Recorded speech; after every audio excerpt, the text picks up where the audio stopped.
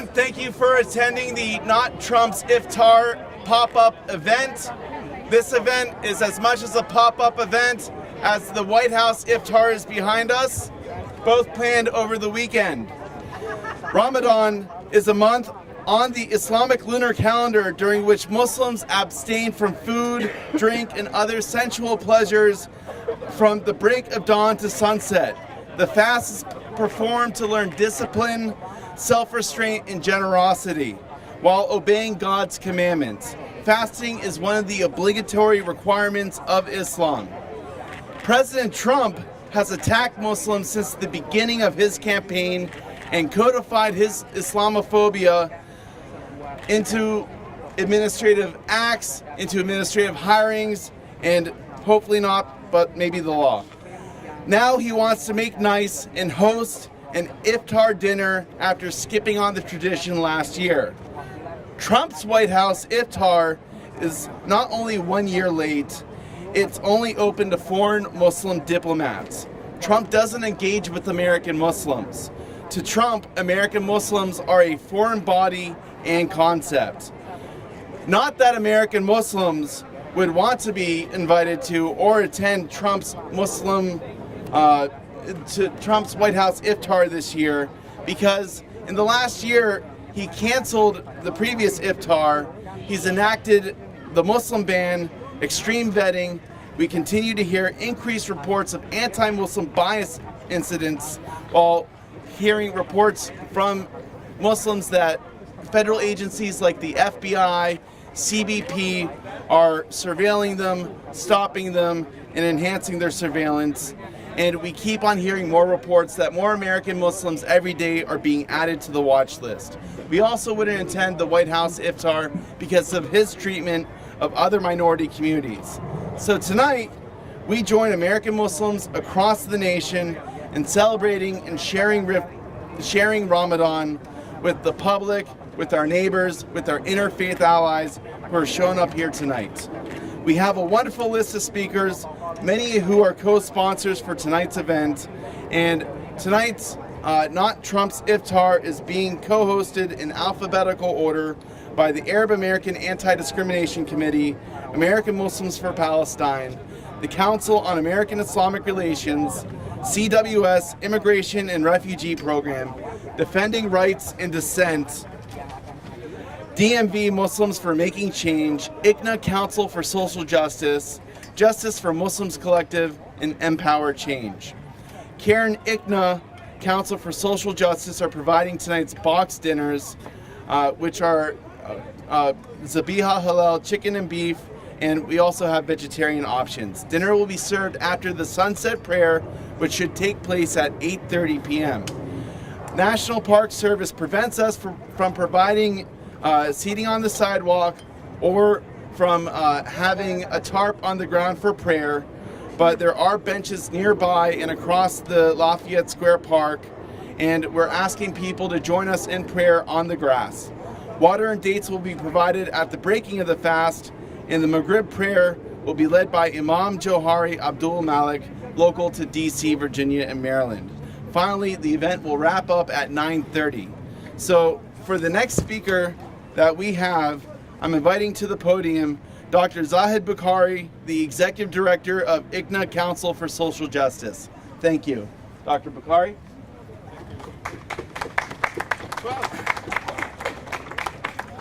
Bismillah ar-Rahman ar-Rahim. Thank you, Robert.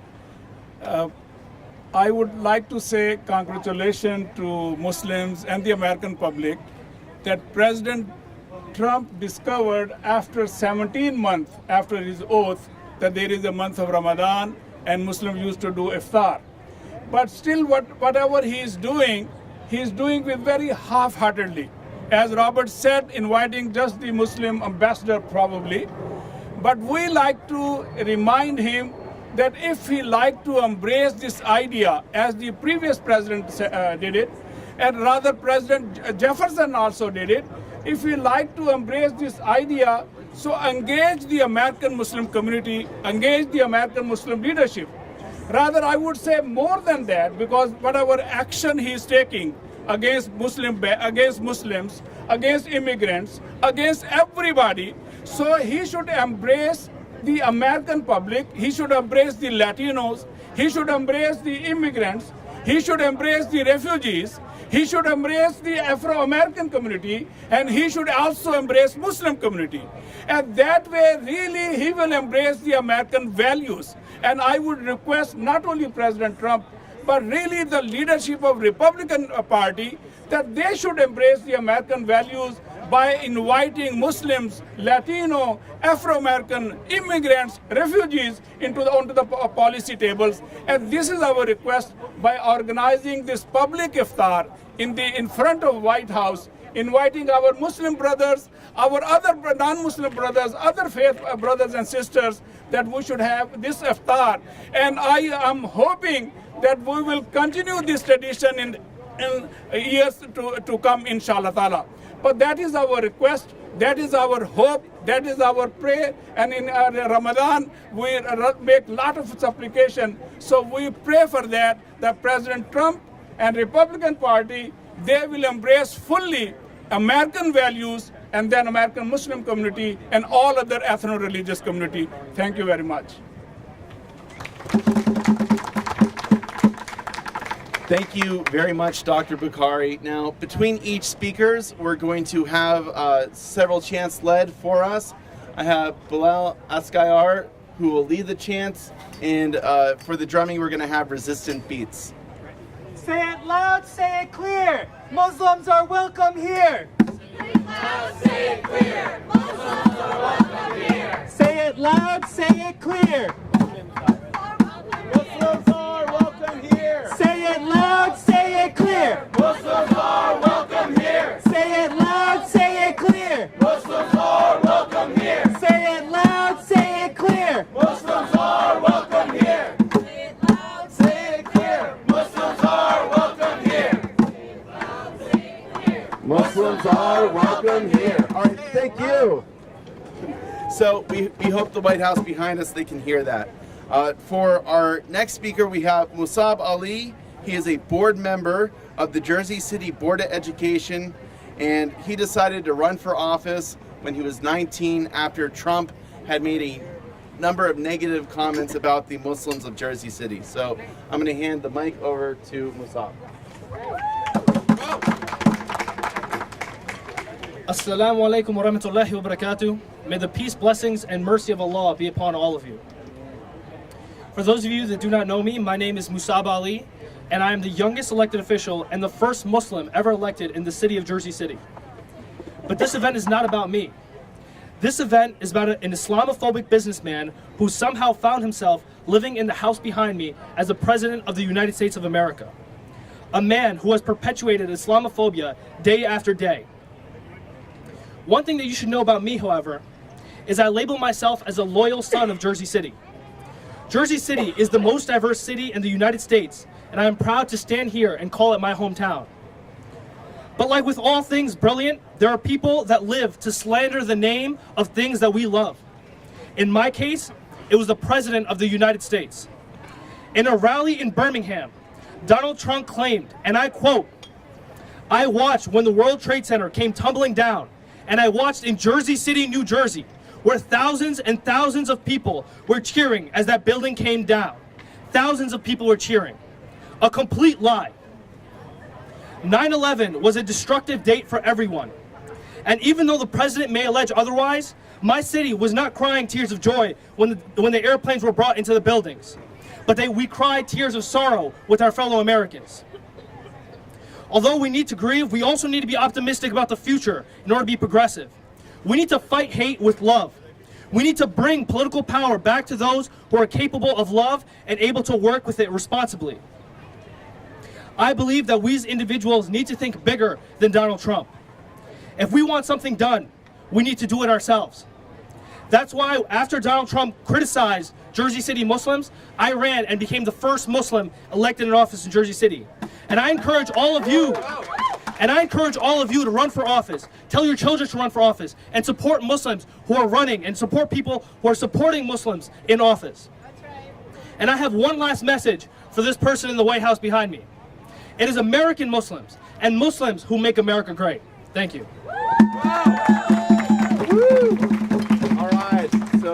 Muslim rights are under attack, What do we do? Stand up, fight back. When Muslim rights are under attack, what do we do? Stand up, fight back. When Muslim rights are under attack, what do we do? Stand up, fight back. When Muslim rights are under attack, what do we do? Stand up, fight back.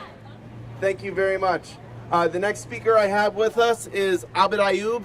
He is the Policy and Legal Director for the Arab American Anti-Discrimination Committee. Thank you, Abed. Thank you, Robert. Thank you, everybody, for coming out.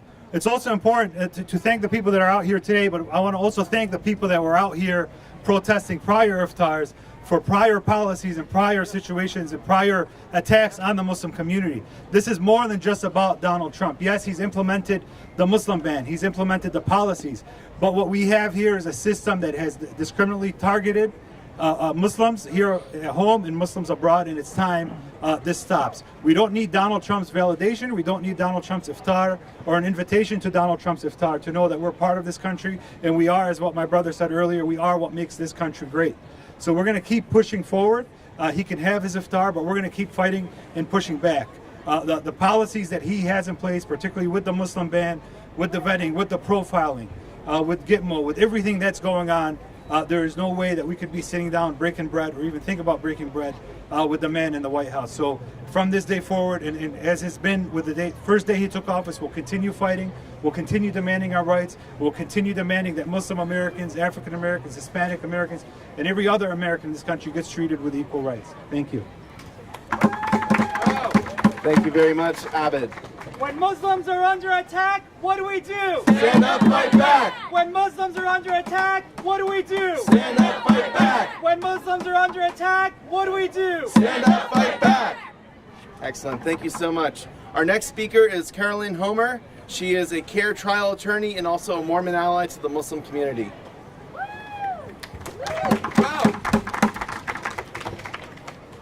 Assalamu alaikum and Ramadan Mubarak.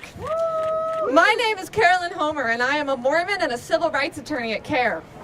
When Donald Trump in 2015 called for a total and complete shutdown of Muslims entering the United States, the Mormon Church responded the next day by proclaiming that we will not be neutral in relationship to religious freedom. I took action by leaving a big law job and joining CAIR. It is my faith that compels me to defend the Constitution of the United States of America against the Trump administration. My faith has celebrated religious diversity since its founding.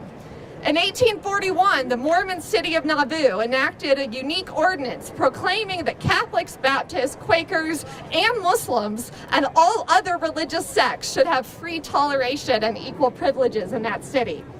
Even as Mormons strive to welcome all, we face persecution. Like Muslims today, Mormon immigrants in the 19th century were blocked at U.S. ports of entry. Like Islamophobic politicians today, 19th century politicians described Mormons as a community of traitors, murderers, and religious fanatics. Back then, the president sent an army to attack Utah. The governor of Missouri legally ordered our extermination, and one senator labeled Mormonism as akin to a Mohammedan barbarism, using an anti-Muslim slur. To these officials, both Mormons and Muslims were clearly repugnant to the Constitution. The government was wrong then, and President Trump is wrong today. Nothing honors the Constitution more than our commitment to equal protection and religious freedom. In recent decades, Mormons have largely been accepted into American life, but animus against my Muslim friends persists. It sickens me that such hatred persists against a faith whose name, Islam, literally means peace. As a Mormon working for CAIR, I refuse to let this intolerant history be repeated. Today, I join my Muslim sisters and brothers in calling for a total and complete shutdown of President Trump's bigotry. No ban, no wall. Sanctuary for all. No ban, no wall. Sanctuary for all. No ban, no wall.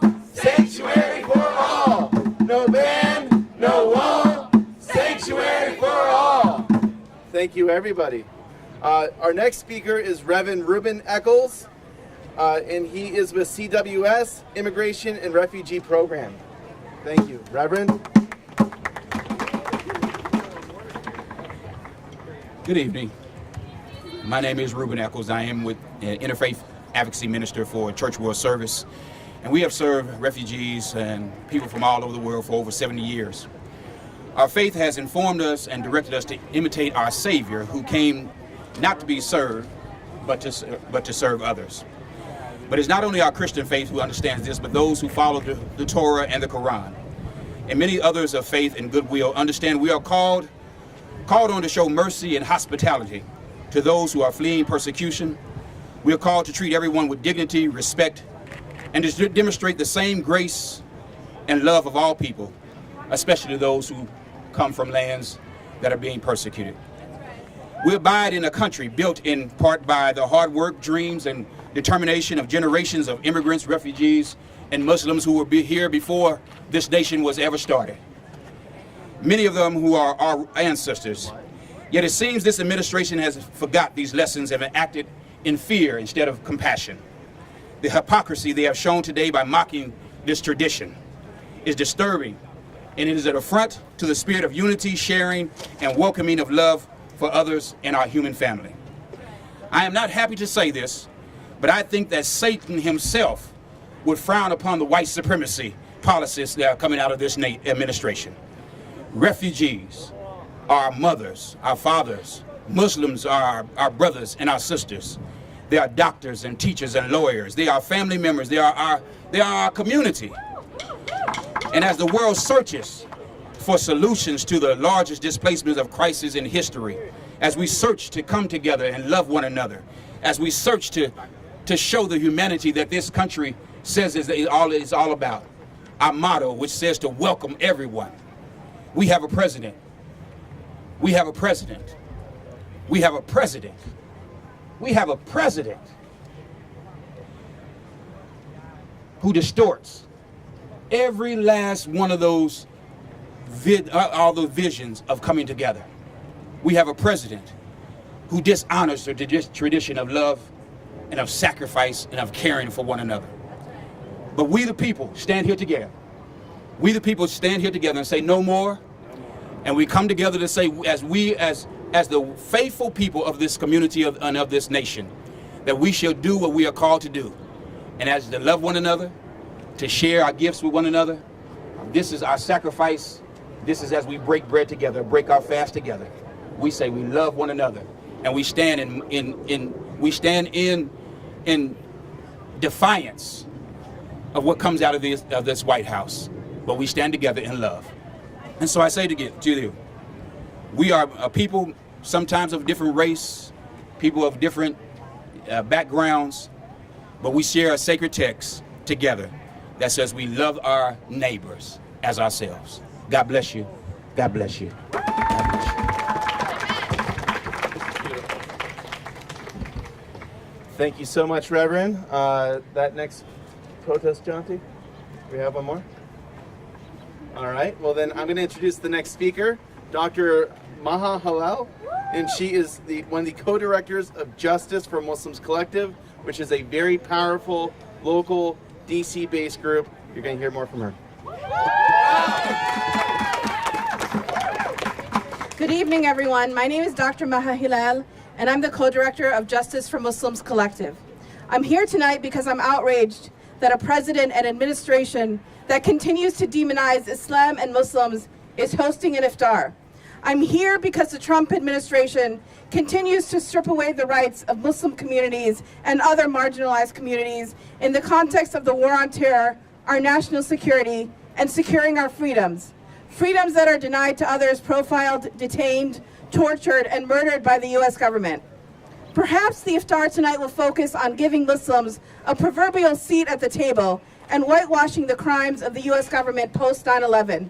But for those of us standing here, we know that a seat at the table cannot come on the backs of other Muslims. We know we cannot gain our freedom through the oppression of others. But we also knew this 4 years ago when Dirakshan Raja and I, among others, led the organizing of an iftar boycott under Obama, because we know that Islamophobia and the so-called war on terror is systemic and institutional. We know that while Trump, for example, escalated the use of drones by 5 times that of Obama, that Obama increased the use of drones 10 times over Bush. We know that the torture advocated for today was an apparatus built by Bush and continued by Obama. We know that words, especially those that are favorable towards Muslims, are often done to disguise state violence against our community. We also know that boycotting the iftar is not where it ends, but merely where it begins, and that our protests must go far beyond this one night for any change to be effective. In order to actually dismantle state violence by Trump, his predecessors and successors, we have to clearly and explicitly state its roots, which stem from white supremacy, anti-blackness, xenophobia, Islamophobia, and many other violent systems of oppression. We have to understand that the liberatory change that we envision must be that which we seek. So when we come here today to protest Trump's iftar, we must be willing to come tomorrow to protest the next administration that uses brute force and state violence to crush and devastate Muslim communities. And our engagement must be principled and without compromise, especially to honor those who have been harmed. Moreover, and perhaps most importantly, we must commit to building our political power so the next time we're offered the seat at the table, our voices actually matter and signify change. That those in power have no choice to acquiesce to our community's demands, and that our demands include dismantling the power structures that uphold the status quo. Yes. Today and every day we must commit to speaking loudly in the spirit of revolutionary justice that liberates us all. Because as Audre Lorde says, silence has never brought us anything of worth. With that in mind, I want to end with a chant that we've already done here before. When Muslim rights are under attack, what do we do? Stand up, fight back. Thank you. When Muslim rights are under attack, what do we do? Stand up, fight back. When Muslim rights are under attack, what do we do? Stand up, fight back. When Muslim rights are under attack, what do we do? Stand up, fight back. When Muslim rights are under attack, what do we do? Stand up, fight back. I want to thank all the speakers that we just had before me. We are going to enter a time of transition. The sun sets at 8:31. We're going to have the call of prayer. Following that, we are going to pray on the grass just right over there. And after that, we're all going to eat because, frankly, we're very hungry. I would just end with one statement that, Donald Trump loves numbers. I think he has about 30 or 60 people attending his iftar tonight. I think we have a little bit more. So can I hear some noise from everyone?